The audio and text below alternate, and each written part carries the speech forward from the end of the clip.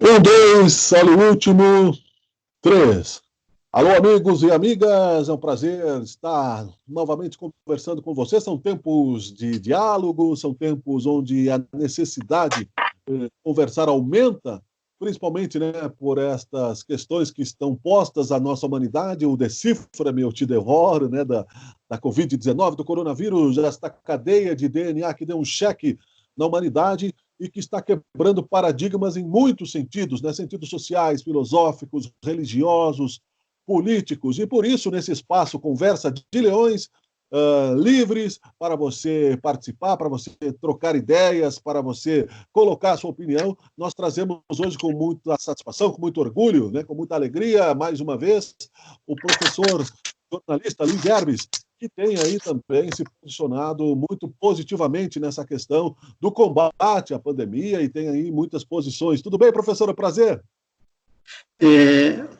Tudo bem, obrigado pelo convite. É legal estar participando novamente desse programa que vai tratar hoje de um assunto um pouquinho diferente da outra vez que a gente falou, né? Outra vez a gente focou principalmente em fotografia, jornalismo. Hoje o tema vai ser um pouquinho mais amplo. Mas obrigado pelo convite para participar desse programa. Legal. Vamos direto ao assunto, né? Aos rugidos do diálogo. O que tu estás achando, professor, desta realidade toda? Eu vou bem. A pergunta é: se politizou a pandemia, na sua opinião, ou não? O que o senhor está vendo? Olha, a pandemia ela tem dois efeitos, né? A gente pode considerar um efeito que é para o grande público, né, para a comunidade, para a sociedade, mas além desse impacto social, econômico no sistema de saúde, ele também tem um impacto pessoal na vida de cada uma das pessoas, né? Porque a pandemia ela não age de forma igual com todo mundo, né? Ela afeta a gente de uma forma diferente. Tem algumas pessoas que conseguem, continuam exercendo suas atividades, outras elas estão correndo um risco maior e outras elas estão se vendo, em muitas situações, se vendo obrigadas a ficarem em casa, sem muitas vezes poderem trabalhar, e aí é uma situação bastante complexa. Na verdade, essa pandemia, ela força a gente a se reorganizar, no sentido de reconfigurar as nossas vidas, né? Porque é completamente diferente do que era 2 meses atrás. Se a gente pensar só no nosso programa, como é que ele foi gravado há 2 meses atrás, há 2, 3 meses atrás, e o que a gente está fazendo agora, como a gente teve que se adaptar em uma série em várias coisas, né? Não apenas no trabalho, mas a própria vida, né? Isso. E aí, essas readaptações, nós analisando aí a questão, muita gente a favor, muita gente contra. Como é que o senhor está vendo aí essa questão? Porque, assim, eu vejo, por exemplo, vamos falar de política abertamente, sem a necessidade aí de apresentar, mas eu acredito sim na questão de que do jornalismo de opinião, nós tivemos tempos aí do cala-boca, do Idaí, 11, 12, 13 mil mortes e até o final de semana vamos chegar a 15 mil. Hoje nós estamos gravando o programa, é 12 de maio, mas ele vai ficar na rede social. Mas, porém, daí o pessoal vai. Eu, particularmente, vejo, né, professor, a questão assim: você coloca essa questão necessária do cidadão apresentar aí uma crítica nesse sentido, já que existe a pandemia, independente das questões da conspiração, se ela foi criada, o vírus, se é uma arma biológica ou não, se foi para truncar a economia, para ganhar dinheiro ou não. O fato é que existe e está matando pessoas, a primeira questão. Mas politicamente nós vemos aí o comportamento aloprado aí do presidente Bolsonaro contra. Aí você comenta isso, né, que é uma responsabilidade social, civil do presidente dar o exemplo, o pessoal volta, não, no tempo do Lula que era melhor. Eu tenho dito, né, uma coisa não tem nada a ver com a outra, né? E eu acho que o Lula foi julgado por juízes, etc., mesmo quem o defenda a sua inocência, e há quem defenda, né? O que tem? O pessoal está nessa briga no Facebook, e as pessoas continuam morrendo. Olha, o vírus, ele tem um impacto primeiro na questão da saúde, né? Porque ele Ele está matando gente. A gente tem já tem mais de 165 mil pessoas que foram contaminadas pelo vírus no Brasil, e a gente sabe que esse número ele é subdimensionado. Além disso, mais de 11.500 pessoas já faleceram, também é um número subdimensionado, é um número que tende a crescer. Possivelmente a gente vai chegar no domingo com mais do que 15, nesse fim de semana agora, com mais do que 15 mil mortes, e a gente não tem e a gente vê um cenário relativamente ruim em relação ao número de casos, em relação ao número de mortes provocadas pela Covid-19. Claro que isso tem, além desse impacto econômico, aliás, desse impacto na saúde e um impacto na economia, porque muitas coisas pararam, ele acabou tendo um impacto político por conta de uma atitude que eu considero irresponsável por parte do presidente, porque ela está desencadeando um risco muito maior para as pessoas hoje no Brasil. O que está acontecendo? Os estados passaram a adotar uma política de isolamento, na metade ali de março, foi quando, por exemplo, eu parei de dar aula presencial ali na FSG, ali na metade de março, e aí tudo mais ou menos parou. E eu considero que isso foi uma decisão correta. O que aconteceu que não deu certo? A gente teve uma campanha durante esse isolamento para desrespeitar esse isolamento. O que aconteceu? Em vez desse isolamento ter baixado a curva, ele apenas impediu que essa curva se acelerasse muito rapidamente. Então, a gente poderia estar numa situação bem melhor hoje se a gente tivesse seguido esse isolamento. E basta a gente olhar para o nosso lado, basta a gente olhar para a Argentina. Tudo bem, a Argentina não é o Brasil, ela tem em torno de 44 milhões de habitantes e o Brasil tem 210 milhões. Então há uma diferença, são quase 5 vezes a população da Argentina. Mas se a gente pegar o número de casos da Argentina, o número de mortes, que hoje é em torno de 300, acho que um pouquinho mais de 300, eu não tenho o número aqui, mas se tu comparar essa realidade da Argentina, que ela adotou um processo mais rígido de isolamento, a gente está vendo um resultado melhor. E a gente vê, inclusive, uma perspectiva de, um futuro, de ter um retorno controlado e sabendo o que está acontecendo. No Brasil, a gente não vive essa situação. Além de a gente ter o número de casos de infectados infinitamente maior que a Argentina, a gente também tem um número de mortes muito superior ao do país vizinho. Então, eu acho que essa ideia de se fazer o isolamento, que foi adotado por vários estados e municípios, e esse isolamento ser, de certa forma, ser sabotado pelo governo federal, isso acabou, na verdade, jogando contra. O país se dividiu nessa disputa entre isolamento e não isolamento e deixou de fazer o correto, que seria se isolar, e se todo mundo tivesse adotado esse isolamento, a gente estava numa situação bem diferente agora, e possivelmente a gente estaria falando em uma volta com menos riscos.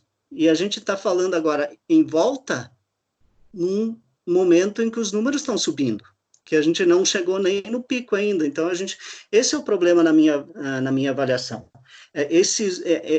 Essa tentativa de sabotar, ela teve um efeito, e foi um efeito ruim na minha avaliação. Eu concordo, eu acho que isso é nefasto, e é muito ruim, inclusive mundialmente para o Brasil. Nós poderíamos ficar aqui falando, e vamos falando, né, porque nós temos tempo livre aqui, esse programa, estamos na segunda edição, inclusive, né, desse programa, que fica depois à disposição aí para a galera, para o público, enfim. Mas dentro disso, né, acredito que até se avança, apesar da radicalidade do baixo nível em algumas questões, que o pessoal baixa realmente para o fanatismo, para o fundamentalismo, inclusive beirando ao fundamentalismo religioso, que é muito ruim. Mas no lado positivo, mesmo nessa polarização de falar do que já foi, porque analisar governos passados faz parte da história do presente para que se repitam ou não se repitam, enfim. Mas há um processo uma estratégia distorcida que o Leonel Brizola usava de atacar a Globo, né, que está sendo usado atualmente para chamar de imprensa marrom, defensores do AI-5, defensores aí do fechamento do STF, com todos os defeitos que tudo isso tem, fechamento, né, do Congresso Nacional, e tudo a mídia marrom, tudo é, né, tudo você como é que tu está vendo isso, professor? No sentido do cala a boca e de querer se calar. Se você concorda comigo, você tá comigo. Se você discorda, cala a boca, você é Globo lixo ou você é qualquer coisa. Porque não é só a Globo que está falando, a Globo tem uma linha editorial, mas todas as emissoras, é o mundo todo que está falando, né? Não é, né? Agora, por exemplo, tem a CNN no Brasil. Não, a CNN é um lixo nos Estados Unidos. Tem a BBC. Não, a BBC é isso. Tem a... Né? Então, quer dizer, nós estamos sofrendo um processo de venezualização de extrema-direita, é uma maluquice. Se atribui isso a quê? A ganância de poder, a baixa qualidade da educação brasileira ou a uma estratégia política? Eu acho que eu vejo isso muito mais como uma estratégia política do que qualquer outra coisa, né? A gente tem que dar uma olhadinha no governo Bolsonaro como uma cópia de má qualidade do governo Trump, certo? Eu vejo isso dessa forma. A gente tem uma tentativa de um governo seguir uma ideia, uma política de um outro governo, ao qual ele está alinhado, né? E se a gente pegar todas as atitudes do Trump, são sempre de encontrar algum culpado para alguma coisa que ele não fez, né? Então, ele está sempre terceirizando a culpa. E se a gente olhar para o governo Bolsonaro, ele está indo no mesmo sentido. A culpa é da Globo, a culpa é do Congresso, a culpa é do STF, a culpa é lá do jeito que ele pegou a economia. Quer dizer, eu acho que estaria na hora de o governo assumir suas responsabilidades. Inclusive, eu acho que uma coisa muito grave nisso é o governo, ele, de certa forma, ele impulsionar ideias antidemocráticas. Porque a gente sabe, né, que quando o presidente vai lá e posta um vídeo chamando para uma manifestação que pede o fim do Congresso, que pede o fim do STF, que vai pedir, que vai criticar a imprensa, inclusive a imprensa volta e meia está sendo atacada pelo presidente desde o ano passado. Quer dizer, é sempre essa estratégia de confronto de como se essas entidades elas estivessem sabotando o governo. Essas entidades, essas instituições, elas sempre existiram, né? Tipo, o governo FHC teve que lidar com o Congresso, o governo Lula, o governo Dilma, o próprio Sarney, quer dizer, é um jogo político, isso faz parte desse processo político, tu saber lidar com a oposição. O que, na verdade, o governo quer é calar a oposição. Essa é a ideia. Eu acho que esse é o objetivo. Então, nós estamos num período em que é impossível discutir, pelo menos de forma racional. Então, onde é que a gente vai levando esse debate? Vai levando para as mídias sociais, em que é uma coisa meio louca, né? Um agredindo o outro, ninguém está ouvindo ninguém, e todo mundo está gritando, né? Então, que nem é quase uma polarização Grenal, né? É que nem gremista e colorado discutindo arbitragem, né? Eles nunca vão chegar num consenso. E o árbitro vai estar sempre errado. Conversa de leões, né? Porque, na verdade, o que está envolvido é a paixão, é um instinto primitivo e não é o raciocínio. E é isso, justamente, que é importante se colocar com clareza nesse momento, e é evidente o objetivo de calar a oposição por parte dos militantes e eleitores, porque nós vivemos sempre em campanha no Brasil, em tempo de pandemia estamos em campanha, o que é muito ruim. Como é que o senhor vê isso? Inclusive a função do jornalista nesse momento, para que não se cale, o jornalista investigativo, aquele, né, que deve agir na direção de trabalhar para a sociedade, e já se está, nós falamos assim brevemente, mas temos falado, criminalizando de uma maneira local, mas importante, a questão da fake news, porque a pandemia trouxe isso de positivo. Se chegou finalmente ao processo, né? Uma mulher que fez uma fake news contra aí a prefeitura de Belo Horizonte foi obrigada a se retratar, pode ser presa por isso. No Ceará, divulgar, e não é somente fazer a fake news, compartilhar a fake news. Então, por isso que é importante também essa consciência que leva informações contrárias à proteção. O próprio Bolsonaro teve vídeos dele retirados das redes sociais, do Twitter, do Facebook, justamente porque se tem a compreensão nacional e nós estamos atrás, né, da Bielorrússia, do Turcomenistão, como se diz por aí, na questão, somos um dos piores, né? Então é importante, nesse momento, ressaltar o papel da boa informação e do bom jornalista, inclusive muitos apanhando, que não foram da Globo, né? Foram da Bandeirantes, do Estadão, da Folha de São Paulo. Ou seja, há uma generalização, né, da mídia num claro objetivo de uma ditadura de extrema-direita, sendo que somos um presidencialismo de coalizão, né, onde fechar o Congresso denuncia o autogolpe, né? De certa forma, é um processo que se tenta colocar, não creio que vai acontecer, mas eu acho isso, professor. Não, a gente acho que é até redundante a gente falar da relevância do jornalismo. Eu acho que o jornalismo ele é importante em qualquer situação. Quando as coisas estão calmas, quando a gente está num período bom, tranquilo, nessa hora o jornalismo também ele é relevante, porque ele contribui para esse processo de discussão da própria sociedade, porque a gente tem que considerar hoje que a gente tem uma sociedade que é mediatizada, né? A gente se informa não diretamente. Então, por exemplo, como é que eu sei do que está acontecendo pelo Brasil? Não é porque eu estou vendo as coisas acontecer. Não, eu acabo consumindo um conteúdo que vai me deixar informado sobre o que está acontecendo em regiões que, mesmo próximas de mim, né? Então, que eu, por conta própria, eu não tenho como saber, eu preciso da mídia para isso. Então, esse papel midiático da mídia, ele é super relevante. E o problema, assim, que eu vejo é que a gente está lidando com um governo que se sustenta muito em notícias falsas. Ele montou uma rede para combater esse sistema de informação, que ele julga que ele não está sendo honesto com ele. Eu não estou dizendo que a cobertura da mídia ela vai ser 100% isenta ou não. A gente sabe, né, que quem está no governo ele tende a ser mais cobrado do que quem está na opinião, aliás, do que quem está na oposição. Então, se a gente pegar, por exemplo, o período do Lula, em quem que a imprensa batia? Na direita, que estava na oposição? Não, o foco era quem estava no governo. A mesma coisa ocorreu quanto a Dilma, depois com o Sarney, aliás, com o Michel Temer, né? O Sarney foi lá atrás, que também foi, que é um político de direita, e que também foi atacado de forma intensa pela imprensa. O Collor, o próprio FHC, que tinha toda uma política alinhada, tinha um bom relacionamento com a mídia, né? Todos eles foram criticados, né? Então, isso não está acontecendo só com o Bolsonaro, não é uma questão pessoal só com o Bolsonaro.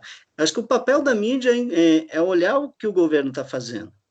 Talvez seja uma das coisas mais importantes, porque a gente precisa saber o que o governo está fazendo. Então, esse papel, ele é relevante.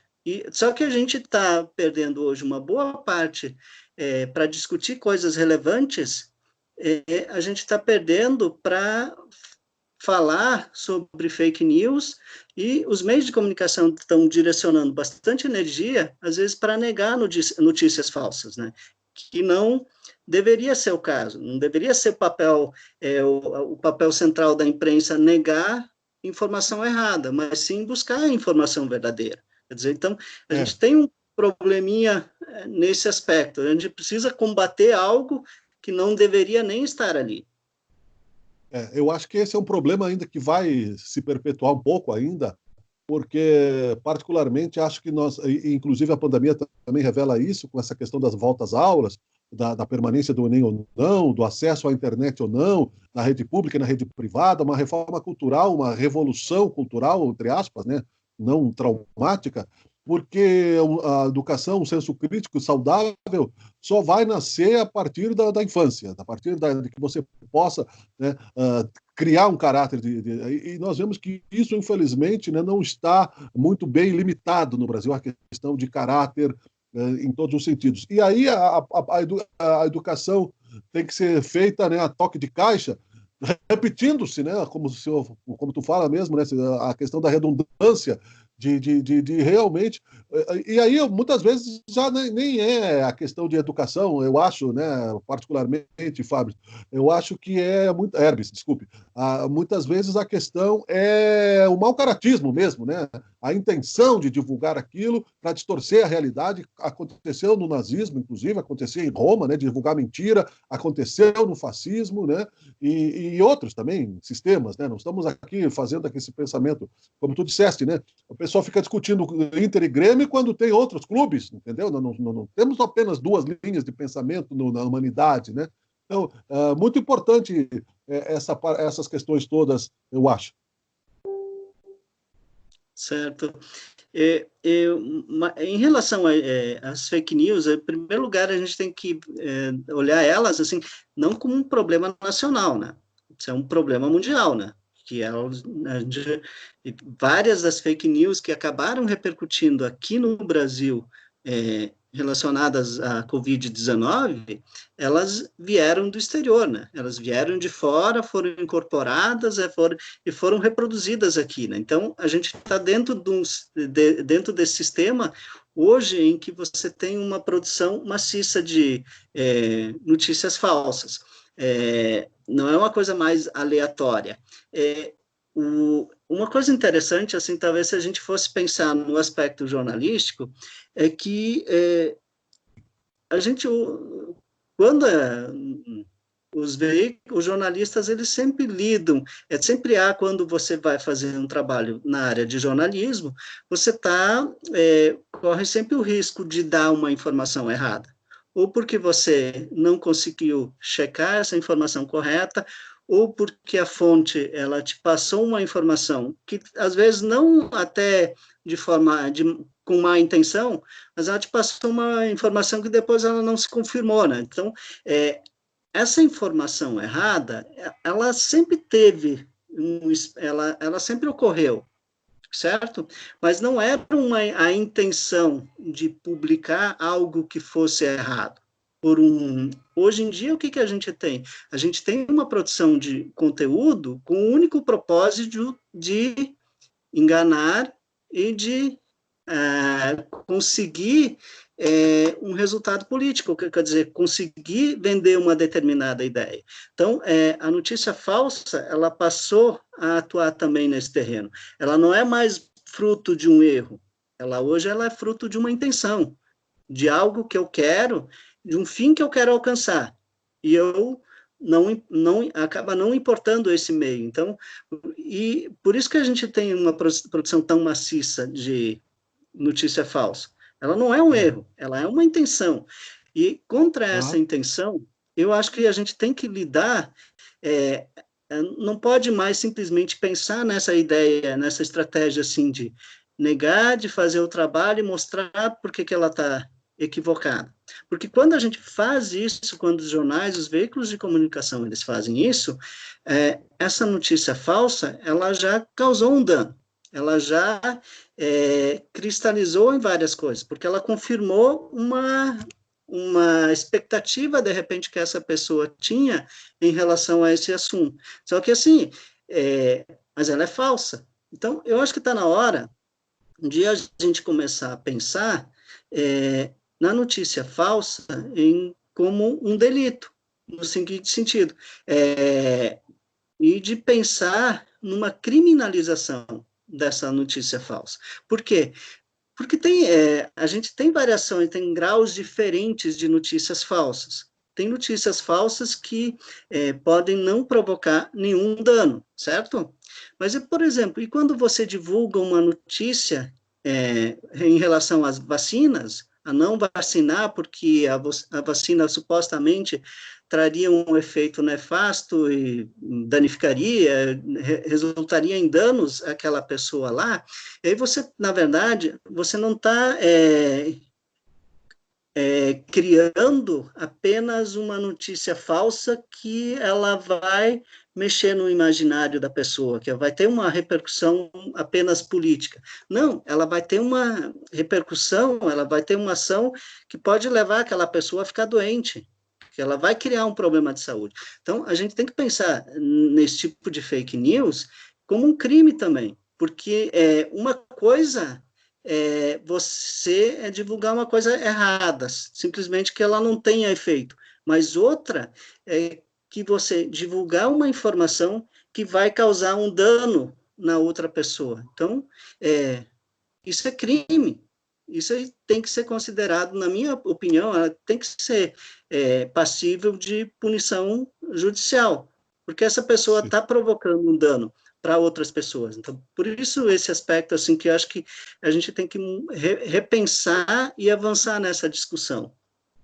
É verdade. E acho que a pandemia nos trouxe também esse avanço, nós vamos superar isso. Para concluir, professor Luiz Hermes, a questão, sim, de termos essa necessidade, porque acho certo, né, que poucos casos existem ainda agressões a jornalistas, mas como tem acontecido aqui no Brasil nos últimos tempos, parece que a coisa se intensificou justamente por este comportamento irresponsável, né, e deste mau exemplo, de muita gente achar que, por exemplo, que um líder nacional não tem responsabilidade no combate à pandemia, e pelos exemplos que dá.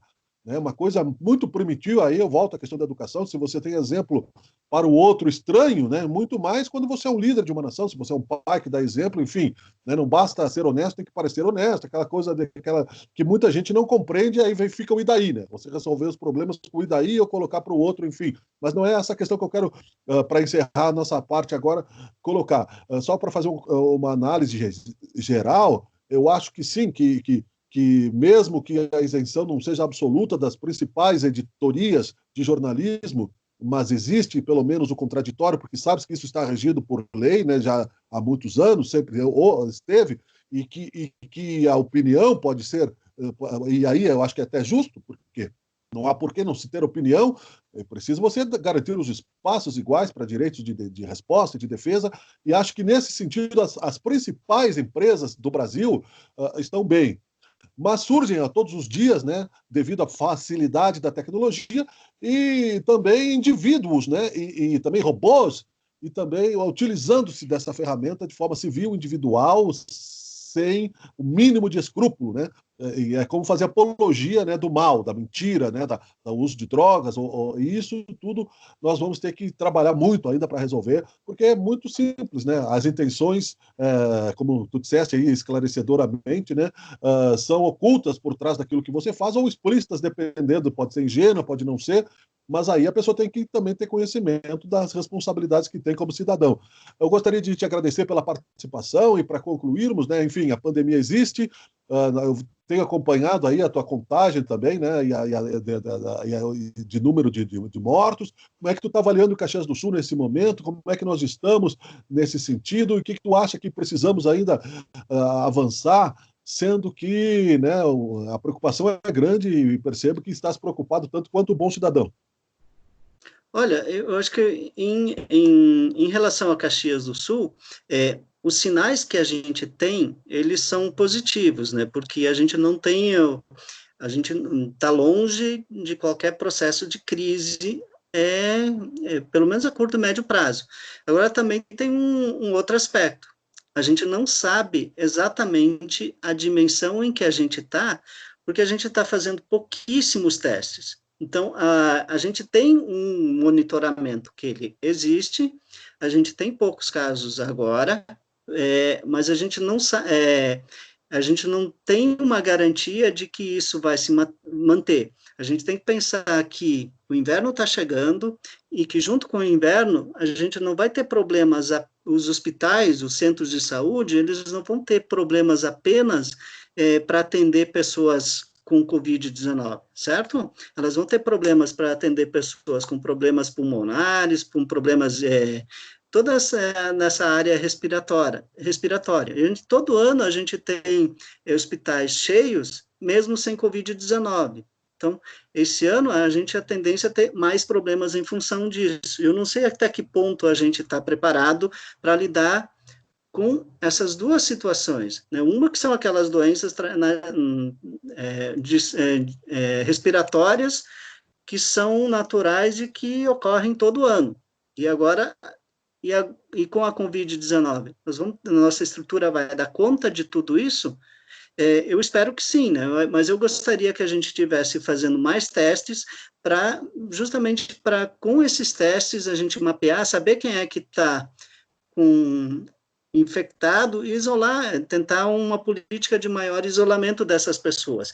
Agora, me preocupa um pouco, assim, tipo, a falta, assim, eu acho que as pessoas precisam tomar cuidados maiores. Quando você sai para a rua, além de ver muita gente, que a gente não acredita que todo mundo tenha necessidade de estar ali naquele momento, a gente vê muita coisa assim de uso incorreto da máscara. A gente sabe que a máscara, ela não vai resolver 100%. Se ela resolver 100%, era muito fácil.